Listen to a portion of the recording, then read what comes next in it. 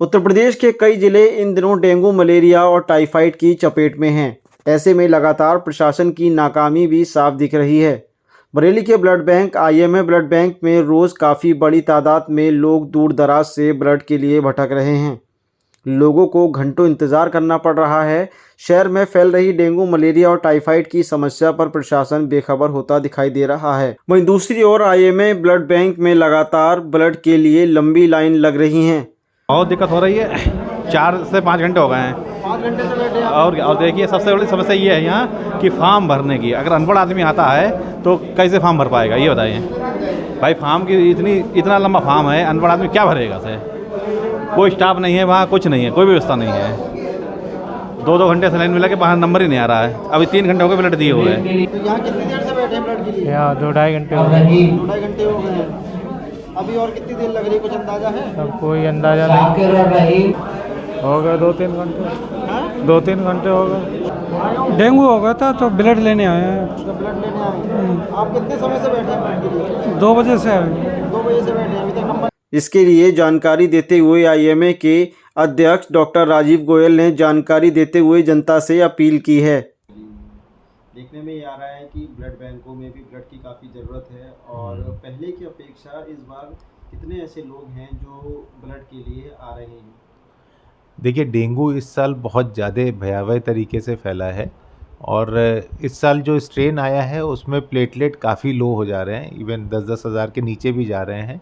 हम चिकित्सक कोशिश करते हैं कि 10,000 15,000 के ऊपर अगर प्लेटलेट हो तो उसमें हम लोग प्लेटलेट ट्रांसफ्यूजन ना करें। लेकिन चूँकि पेशेंट ब्लीडिंग करते हुए भी आ रहे हैं, खून का रिसाव भी हो रहा है, तो इस वजह से इस साल ज़्यादा जो है वो प्लेटलेट और एफएफपी चढ़ाने पड़ रहे हैं। एक तरफ तो मरीज काफ़ी ज़्यादा हैं और दूसरी तरफ जो है चढ़ाने भी बहुत ज़्यादा पड़ रहे हैं। तो इस वजह से डिमांड बहुत ज़्यादा आ रही है ब्लड बैंक में। ब्लड बैंक के ऊपर काफ़ी ज़्यादा प्रेशर है। अच्छा सर, क्या संदेश आप देना चाहेंगे, जैसे कि लोग और डोनेट करें या? देखिए, मेरा संदेश ये है कि हर वो सदस्य जो इस समय फिट है वो जो है वो ब्लड डोनेट कर सकता है और उसके दिए हुए एक ब्लड से कई जाने जो है वो बच सकती हैं। और प्लेटलेट और एफएफपी या चाहे ब्लड हो, ये सब हमारे शरीर में ही बनता है और हमारे शरीर में ही जाना है। ये कहीं से हम जो है वो बाहर से ट्रांसपोर्ट नहीं कर सकते। तो मुझे लगता है स्वेच्छा से आगे बढ़ कर के रक्तदान कीजिए, जिससे कहीं ना कहीं किसी ऐसे मरीज़ की जिसकी जो है वो जान पे बन आई है या जिसको बहुत ज़्यादा ज़रूरत है और उसके पास कोई डोनर नहीं है, उसको हम लोग बिना डोनेशन के भी ब्लड या प्लेटलेट या एफएफपी इशू कर सकें। तो मेरी यही एक गुजारिश है लोगों से कि आगे से आगे बढ़ कर के आईएमए ब्लड बैंक में आए, ब्लड डोनेशन करें। इस समय आईएमए ब्लड बैंक बरेली का जो है वो एक नेशनल वो है और पूरे देश में सर्वोच्च ब्लड बैंक का इसको दर्जा मिला हुआ है। और बरेली के इस समय चाहे एसआरएमएस हो, चाहे रोहिलखंड मेडिकल कॉलेज हो, चाहे और इतने सारे हॉस्पिटल हों, सबको आईएमए ब्लड बैंक जो है केटर करने के लिए तैयार है।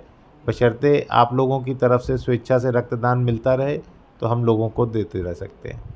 एक तरफ जब इन बीमारियों ने अपना विकराल रूप दिखाया, जिसके बावजूद भी स्वास्थ्य विभाग की तरफ से जनता के लिए खास तैयारियां नहीं की गईं।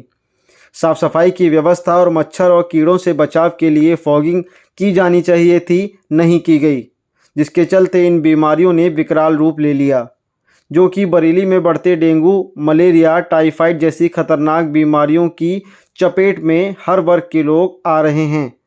आए दिन समाचार पत्रों में भी प्रशासन के स्वास्थ्य विभाग की नाकामियों की खबरें छप रही हैं, जिसका खामियाजा भी आम जनता को भुगतना पड़ रहा है।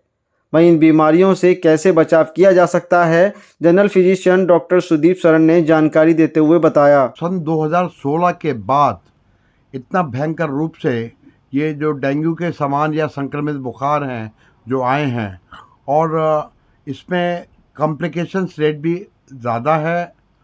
एक चूक इसमें बहुत बड़ी हो रही है। बुखार आता है, बुखार ठीक हो जाता है, लेकिन समस्या उसके 5वें, 6ठे, 7वें दिन शुरू होती है, क्योंकि इसमें प्लेटलेट्स गिरने लगती हैं और प्लेटलेट्स गिरने से कमज़ोरी आ जाती है। लेकिन तब तक वो बहुमूल्य समय अपना खो चुका होता है। मैं सिर्फ इतना ही कहना चाहूँगा कि बुखार आता है, बुखार 2 दिन में ख़त्म हो जाएगा, लेकिन ये मान के मत चलिएगा कि सब चीज़ें निबट गई। अभी प्रॉब्लम उसके बाद आएगी। लोग उसकी अवहेलना करते हैं और एक समुचित उपचार नहीं कराते, और जब एक कुशल डॉक्टर के पास जाते हैं तब तक काफ़ी देर हो चुकी होती है। तो मेरा निवेदन सिर्फ इतना ही होगा, समय रहते अपने चेकअप कराएं, बार बार चेकअप कराएं, क्योंकि प्लेटलेट अगर एक बार नॉर्मल हैं, ज़रूरी नहीं है 2 दिन बाद वो कम ना हो जाएं। तो एक कुशल चिकित्सक ही आपको इस संबंध में परामर्श दे सकता है कि अब कौन सा चेकअप अब कराना है। ये होल बॉडी चेकअप नाम वाली चीज़ जो है, इसका कोई फ़ायदा नहीं है। अपने कुशल डॉक्टर के और या बोतल चढ़वाना ये कोई समाधान नहीं है। जो बीमारियां फैल रही हैं, कौन सी बीमारी है, उसका क्या, उसमें तरह तरह के मोड़ आते हैं, उन मोड़ से कैसे निकला जाए, ये सब देखने की ज़रूरत है। डॉक्टर साहब, हमारे चैनल के माध्यम से आप बरेली वासियों को क्या संदेश देना चाहते हैं कि ये जो प्रॉब्लम इस समय आई हुई है उससे कैसे निपटा जाए और किस तरह से अपना ख्याल रखें कि ये बीमारियां उनको ना हो? ख्याल रखने के लिए संबंध में गंदगी को दूर रखें। ये मौसम अब ठंडा हो रहा है, रात को एसी कम चलाएं, कूलर को बंद रखें, पूरे कपड़े पहन के सोएं, कंबल ओढ़ के सोएं। ठंड से ये होता है, ख़ास तौर से प्रातकालीन की बेला में, जब सुबह 4-5 बजे गहरी नींद में होते हैं तो चादर हट जाती है, आदमी ठंड खा जाता है, गले की खिचखिच से शुरुआत होती है। जब कभी ऐसा हो तुरंत गार्गल्स करें, ठंडा खट्टा ना लें, फ्रिज का पानी बिल्कुल बंद कर दें, और अगर दिक्कत होने पर कुशल चिकित्सक को दिखाएं। ये नहीं करें कि किसी को दिखा के हमने ये गोली खा ली, वो खा लिया और सब ठीक हो गया। ठीक नहीं होता है, परेशानी उसके बाद होती है।